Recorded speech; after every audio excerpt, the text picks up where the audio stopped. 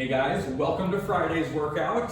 You made it this far. Now we're actually going to break it and take it again back to our more traditional styling. We're going to have a couple different circuits, but today's focus is actually going to be hinge and pull. So what you're going to need for today is actually a loaded backpack, and you can actually load this one up pretty heavily. Get some books, but then surround that with like a towel or a blanket just to make it a little bit softer on the edges. You're also going to need some sort of medium to lightweight, something that I'm thinking of is kind of like a gallon of milk, laundry detergent, something along those lines. And then the last thing you're gonna need is a lightweight, so something like a canned good, and that'll be perfect for today. So once you have all of that, we're gonna get started with some mobility and a little bit of activation. So you're gonna get down on your backside. We're just gonna start with some scap glides. So go ahead and bend the knees. Make sure that low back is pressed nice and flat to the floor. Bring yourself to essentially a cactus arm out to the side, and then nice and easy up and over. Pull it right back down. And you'll notice with me, once I go up a little bit, my elbows and forearms are going to want to drift all the way up. I guarantee I'm not alone with that. Really just go as far as you can where your forearms are flat to the floor, and then glide them up nice and easy. Really open up that front side of the shoulder a little bit. You'll notice that we focus on this a lot throughout our programming and throughout the week. And that's because these are some of the very common areas that should be addressed and really reopened throughout a work day and even throughout, quite honestly, the week. So keeping that low back flat, gliding up, nice and easy back down. We're just gonna do two more here. And we're gonna get right over onto our side. So last one. And we're gonna flip it right over to our side. So once we're here on our side, I want you to bring yourself and prop yourself onto your forearm. I want you to bend that bottom leg. The top leg is gonna stay nice and straight, but what we're gonna do is we're gonna really focus on this bottom side hip. So starting a little bit kind of like a crunch position, reach that top arm out. And what I want you to do is raise the hip up as you come all the way up and kind of turn yourself into a little bit of a star here. You should feel that work in the bottom side glute, and then slow and controlled, come right back down. And we're coming right back up, nice and easy. Really focusing on that bottom side glute. Make sure you're not overloading the shoulder up here. Really squeeze from the glute, nice and easy. Got 5 more here. We're gonna get those glute meats fired up a little bit. We're gonna be using them quite a bit today. So, 3 more. And we're just gonna switch it up. So, switching sides, we're gonna do that same concept. Bend the bottom leg, get yourself propped up onto your forearm. Straighten out that top leg, top arm reaches all the way out, and you're hinging all the way up, really squeezing from the glute as you come all the way back up to the top. Turning yourself into a little bit of a star. Got 5 more here. You should really feel that bottom side glute. Last one. Perfect. So keeping that same trend with kind of like the glutes and the glute meats, I want you guys to get right down on your backside. We're gonna go right into a marching bridge. So tucking the tailbone down, raising the hips towards the ceiling, bringing your arms down to the sides. I just want you to alternate, essentially picking those heels up off the floor. Trying to resist any rotation in your hips on this one. Nice and controlled, really squeeze. Whatever foot is down, really squeeze that glute. Keep yourself nice and stable. If this feels particularly easy, reach the arms up towards the ceiling. Nothing crazy. Get a little bit more core involvement here. Again, just warming everything up. Alternating sides, slow and controlled. We have 2 more on each side. And we're gonna get right into a plank position. So once you're done with that, bring it up. Bring yourself to that plank position. So we're gonna do scat push-ups. For those of you that are familiar, go ahead and get started. For those of you that are not, what I want you to do is I want you to bring yourself either to a plank on the toes or drop down to your knees. But either way, I just want you to focus on squeezing the shoulder blades back, pulling them apart, okay? Really isolating the shoulder blades on this one.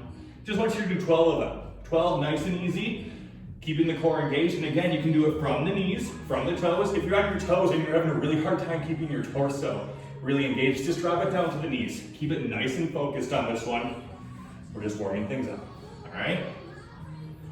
3 more. We're gonna take it to a rolling plank. So what I want you to do, we've done this on some of our other videos, but I want you to stack your forearms so that they're perpendicular to you. And then once you're there, I want you to control with your core as you open side to side. Nice and easy. Make sure you're breathing with it.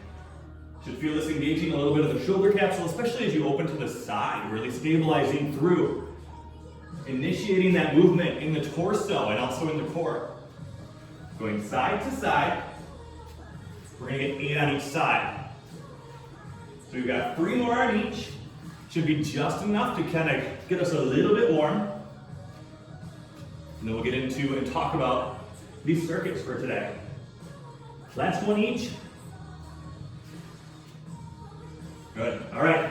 Now if you feel like any of those moves that you felt particularly tight or that you struggled with them a little bit, I want you to actually repeat them a little bit while I'm kind of breaking down the circuits for today. So, the circuits, we've got 2 of them coming your way. The first one is 3 moves. We're gonna do 3 rounds of 12 of each of those. And for those movements, this is where we're gonna be using some of that equipment that I was talking about before. So first, maybe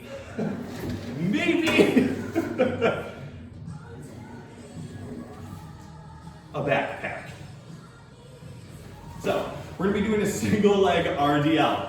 What I want you to do with this backpack is actually want you to hold it with both arms, okay? So, I want you to plant one leg firmly on the floor.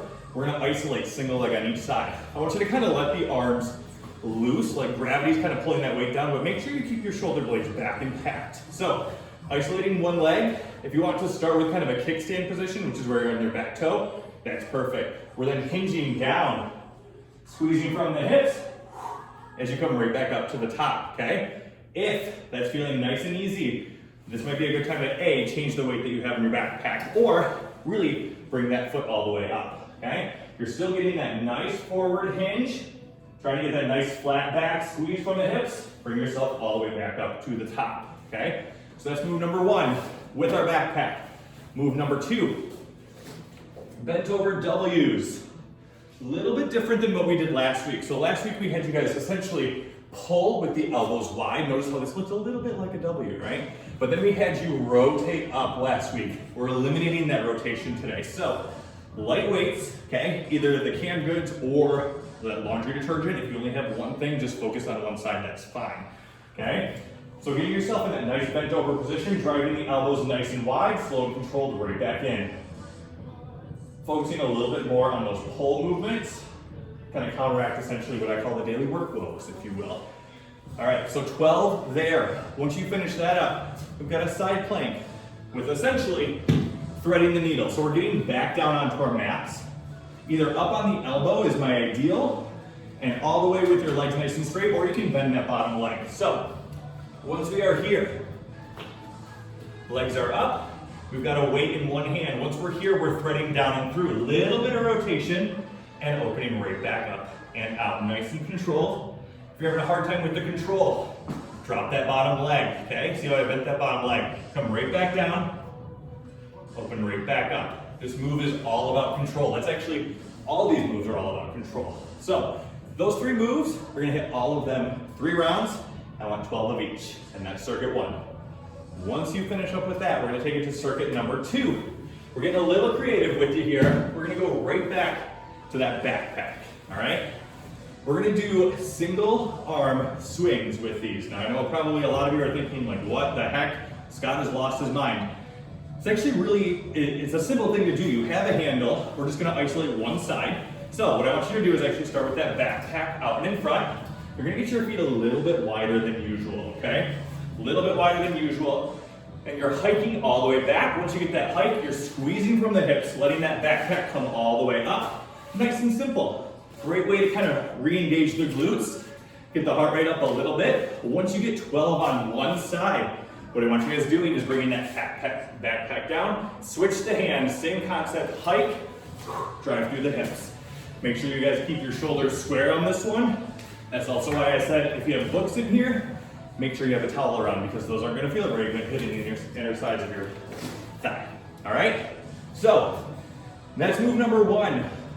Move number 2, we've got a single leg delt fly. So, this one, a little bit more complicated. We're going to actually get into what we would consider a tabletop position, if you will. So, we're going to stabilize on one leg, and we're going to try to bring it all the way over into that tabletop position, letting the arms come down, Nice and controlled. What we're gonna do is we're gonna fly them out to the sides, really squeezing those shoulder blades back. Okay, this is one variation. If this is a really difficult position, I want you to drop that foot down. Give yourself that little bit of extra stability here. Still keeping that fly out to the sides. All right? We're gonna do whatever leg you start with. We're gonna do 10, then you're gonna do 10 on the other leg as well. So essentially 20 for the arms, okay? And that's just one time through. The last move, which I'm sure everyone is gonna be so excited for, rear foot elevated split squats, if you will. So find a sturdy chair, find something like a step, a stool, something that isn't gonna wheel away on you, okay? We're gonna prop up that back leg, and if you're having a hard time finding what position to start with, bring yourself all the way back down to the floor, okay? Once you're there, try to get that 90 degrees up in front, bring it all the way up, okay? Nice and easy down, minimizing the work in that back leg. You should be squeezing the glute to stabilize a little bit, but all the way up to the top, okay? So, then switch legs after you've done 10 on that one leg. So, for all three of those moves, you're gonna hit all of them 3 rounds, 10 each, okay? A little bit different than the first circuit, but by the time you get through this, your legs should be screaming, your core should be screaming, and actually some of those posterior back muscles should also be a little bit, I'm gonna call it happy with you, okay? Once you finish all of that, we're gonna come right back to the wall. And all I want you to do for a stretch is a good old hamstring stretch. So, if you've done this before, you're just gonna lay on your backside, prop your legs straight up on the wall. Once you're there, you're gonna breathe for about 30 seconds, and I will give you a little bit of a demonstration. Because after we hold that for about 20 to 30 seconds, we're then gonna get an adductor stretch, which is where the legs are actually gonna come a little bit wider, okay? If you're having a hard time just letting your legs flop to the side, just focus on one side or the other. So, what that looks like. Legs up on the wall. Should feel awfully nice. A couple controlled deep breaths here, just kind of let that leg stretch, let the blood come right back out of there, okay? Get rid of all that gunk, that fatigue a little bit. Once you hold that for 20 to 30 seconds, bring the feet wider, just until you feel that nice little stretch on the inner thighs. And again, 20 to 30 seconds here, and that's all we have for you. All right, I'm gonna let you guys go. I'm gonna stay here for a little bit. Have a great weekend.